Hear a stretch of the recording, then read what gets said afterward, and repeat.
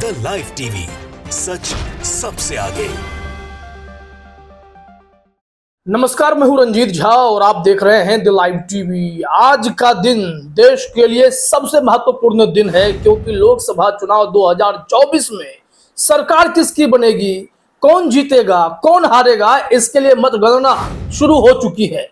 लेकिन इस बीच विपक्ष ने जिस तरीके से ऐलान किया है कि अगर चुनाव आयोग अपनी निष्पक्षता बरकरार नहीं रखता है, लोकतंत्र को जीवित नहीं रखता है, अगर कोई ऐसी हरकत करता है जिससे लोकतंत्र में मर्यादा खंडित होती है, तो हर एक कार्यकर्ता सिर पर कफन बांधकर आएगा।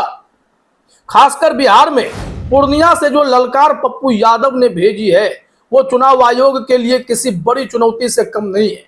चुनाव आयोग को सजग रखने के लिए प्रशासनिक अधिकारियों को उनके धर्म, उनके कार्य शैली को सही तरीके से निभाने के लिए पप्पू यादव ने प्रेस कॉन्फ्रेंस में जो बातें कही हैं, जो ऐलान किया है, वो बहुत लोगों के रोंगटे भी खड़े कर देगा।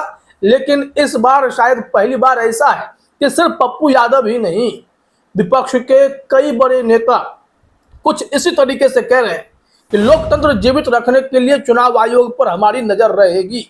पप्पू यादव ने ऐसा क्या कहा है कि सिर पर कफन बांधकर आना, कार्यकर्ताओं मरने के लिए तैयार रहना, अगर बेईमानी होगी तो महाभारत होगा। जरा सुनिए यहां पप्पू यादव ने क्या कहा है। मैं अपील करता हूं इंडिया गठबंधन के एक कैंडिडेट और वर्कर से, लोकतंत्र को बचाने के लिए हमारे एक एक वर्कर बिहार में और पूर्णिया में मरने की तैयारी करके कल आएगा। कफन बांध के आएगा, हर माथे पर कफन होगा। हम पूरा कोऑपरेट करना चाहते हैं कलेक्टर साहब को और यहां के पदाधिकारी को, काउंटिंग को पारदर्शी रखें, अन्यथा मरता क्या नहीं करता। तो देखा आपने, पप्पू यादव जिस तेवर में नजर आ रहे हैं, ठीक वैसा ही तेवर इस वक्त बिहार में विपक्ष के नेताओं का है, उम्मीदवारों का है। तेजस्वी यादव के राष्ट्रीय जनता दल हो या फिर कांग्रेस हो या अखिलेश यादव की समाजवादी पार्टी हो, हर किसी ने अपने कार्यकर्ताओं से चौकस रहने के लिए कहा है, अलर्ट रहने के लिए कहा है। रात भर सब के सब स्ट्रांग रूम के बाहर निगरानी करते रहे कि कहीं कोई धांधली ना हो। लालजी वर्मा ने शिकायत भेजी कि स्ट्रांग रूम के कई कमरों के सीसीटीवी काम कर नहीं रहे हैं, अंधेरा छाया हुआ है, 3-4 घंटों से क्या गड़बड़ी है। तो इस तरीके के आरोपों के बीच समाजवादी पार्टी के मुखिया अखिलेश यादव ने भी ट्वीट भेजा है। जरा देखिए अपने स्क्रीन पर। कहा जा रहा है, हमको मिलकर लानी है सच की एक आजादी हम सबके हक की। सजग, सतर्क, सचेत, सावधान रहते हुए मतगणना पर निगरानी रखें और पूरी तरह चौकन्ने रहें। जनता को जितना वोट देने का अधिकार है, उतना ही अपने वोट की रक्षा का भी। आशा है चुनाव आयोग निष्पक्षता की अपनी गौरवशाली परंपरा को आगे बढ़ाएगा और किसी भी प्रकार की धांधली की आशंका को निर्मूल करते हुए जनता के मन में अपने सम्मान को निरंतर रखेगा। आज के दिन का पंच परमेश्वर वही है, लोकतंत्र जिंदाबाद। सबकी नजर चुनाव आयोग पर है। कल चुनाव आयोग ने प्रेस कॉन्फ्रेंस में बड़ी बड़ी बातें की, खूब शेरों शायरी। एक बार फिर से राजीव कुमार यानी सीईसी राजीव कुमार बोलते नजर आए। उन्होंने विपक्ष से कहा कि आप हम पर आरोप लगा देते हो, जिस तरीके से नैरेटिव गढ़े गए, हम इसके लिए तैयार नहीं थे। हम पड़ोसी देशों के एजेंडे से अवगत थे, उसके लिए हम तैयार भी थे, लेकिन अपने ही देश में अपने ही लोग चुनाव आयोग पर इतने गंभीर आरोप लगाएंगे, इसकी इस लेवल पर तैयारी हमने नहीं की थी। जैसे कई मामले सुप्रीम कोर्ट पहुंचे, कई मामलों की शिकायत चुनाव आयोग को मिली, लेकिन इस सब का खंडन करते नजर आए सीईसी राजीव कुमार।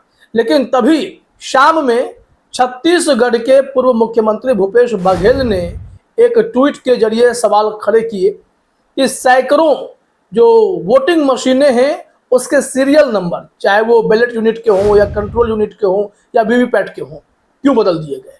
और बदल दिए गए, इससे हजारों हजार वोट प्रभावित होंगे। अगर ऐसी कोई गड़बड़ी पाई जाती है तो फिर क्या चुनाव आयोग जिम्मेदारी लेगा या जिम्मेदारी किसकी होगी, इस पर जवाब दें। और फिर बाद में चुनाव आयोग की सफाई भी आती है और सफाई पर भूपेश बघेल का जवाब भी आता है। जब वो देख लेते हैं एक बार और फिर तब आगे बढ़ेंगे कि और किस तरीके से विपक्ष ने तैयारी की है। यहाँ देखिए भूपेश बघेल का ट्वीट क्या है एग्जैक्ट, मैं वो दिखाता हूं। पहले तो वो आप स्क्रीन पर पीडीएफ देख लीजिए। इसमें साफ तौर पर अगर आप देखेंगे किसी भी लेवल में जो यहाँ तो यही बताया ही गया है कि किसी का बैलेट यूनिट नंबर चेंज है तो किसी का कंट्रोल यूनिट नंबर जो है चेंज है। पीडीएफ में 15/4 को कुछ भी रिपोर्ट है और फिर 26/4 को कुछ रिपोर्ट है। इसी को बताते हुए भूपेश बघेल ने अपने ट्वीट में भी लिखा कि चुनाव आयोग ने चुनाव में प्रयुक्त होने वाली मशीनों के नंबर दिए थे। इसमें बैलेट यूनिट, कंट्रोल यूनिट और वीवीपैट शामिल हैं। मेरे चुनाव क्षेत्र राजनांद गांव मतदान के बाद फॉर्म 17C में जो जानकारी दी गई है उसके अनुसार बहुत सी मशीनों के नंबर बदल दिए गए हैं। जिन बूथों पर नंबर बदले हैं उससे हजारों वोट प्रभावित होते हैं और भी कई लोकसभा क्षेत्रों में यही शिकायतें मिली हैं। हम राज्य निर्वाचन पदाधिकारी से शिकायत कर रहे हैं। इलेक्शन कमीशन को जवाब देना चाहिए कि किन परिस्थितियों में मशीनें बदली गई हैं और चुनाव परिणाम पर होने वाले असर के लिए कौन जिम्मेदार होगा। बदले हुए नंबरों की सूची बहुत लंबी है पर एक छोटी सूची आप सबके अवलोकनार्थ संलग्न है, जिसे अभी हमने आपको पीडीएफ के जरिए दिखाया भी, जो स्क्रीनशॉट है उसमें साफ लगता है कि बैलेट यूनिट जो 15/4 को दिए गए थे वो 26/4 को बदल गए हैं, चाहे कंट्रोल यूनिट का नंबर हो, बैलेट यूनिट का हो या वीवीपैट का हो। अब इस मामले में जो जवाब चुनाव आयोग ने दिए हैं, क्योंकि इस वक्त चुनाव आयोग के हाथ पांव फूले हुए हैं तो निश्चित तौर पर जवाब तो देना ही पड़ेगा। तो इसमें उन्होंने एक गाइडलाइंस 1/4 पेज नंबर के शेयर किया है और उसमें लिखा गया है The alleged mismatch in EVM's number shared with the INC candidate of Rajanandgaon PC is not based on facts. The EVM used during polls are exactly according to the list of machines shared by returning officer after randomization with contesting candidates. इनका कहना है कि जो आरोप लगा रहे हैं वो निराधार है, वही ईवीएम मशीनें हैं, कुछ भी बदला नहीं गया है। रिटर्निंग ऑफिसर ने जो दिखाए हैं रेंडमाइजेशन के बाद सब सही है, इसमें मिसमैच की बात हम मानते ही नहीं है। चुनाव आयोग ने कह दिया तो आपको मानना पड़ेगा, लेकिन यहाँ पर इनको जवाब दिया है फिर से भूपेश बघेल ने। जरा देखिए अपने स्क्रीन पर। अफसोस है इलेक्शन कमीशन की आप जो कह रहे हैं वह तथ्यात्मक रूप से गलत है। निर्वाचन आयोग की ओर से पोलिंग मशीन के बैलेट यूनिट, कंट्रोल यूनिट और वीवीपैट के नंबर रेंडमाइजेशन रिपोर्ट में दिए गए। आयोग द्वारा मॉक पोल के दौरान निरस्त की गई नई मशीनों की जानकारी के नंबर दिए गए। आयोग द्वारा डिटेल्ड कमीशनिंग रिप्लेस्ड रिपोर्ट में बैलेट यूनिट, कंट्रोल यूनिट और वीवीपैट के नंबर दिए गए। चुनाव के बाद में फॉर्म 17C में मशीनों के नंबर दिए गए। आयोग द्वारा एक ही बूथ जहां न ही मशीन बदली गई न ही निरस्त की गई, वहां के लिए रेंडमाइजेशन रिपोर्ट और फॉर्म 17C में 2 अलग अलग नंबर दिए गए। बताइए इसके सही किसे माना जाए? एक बूथ पर 2 नंबर के मशीन कैसे हो सकते हैं? इसका जवाब चुनाव आयोग को भी देना बाकी है, क्योंकि चुनाव आयोग हमेशा खुद को सही मानता है। ब्रह्म सत्य जो बात होती है ना कि ब्रह्म वाक्य है वो जो चुनाव आयोग कह दे। आरोप ना लगाए, शक का इलाज नहीं है, हकीम साहब इलाज नहीं करते हैं। ये चुनाव आयोग अपने बड़ी बड़ी बातों में प्रेस कॉन्फ्रेंस में कहते नजर आते हैं, लेकिन अब भूपेश बघेल ने इन्हें सही पॉइंट पर घेर लिया है कि धांधली के कोई भी एंगल क्यों रहे। यहाँ हम आपको दिखाते हैं कि कांग्रेस ने इस संबंध में एक ट्वीट किया।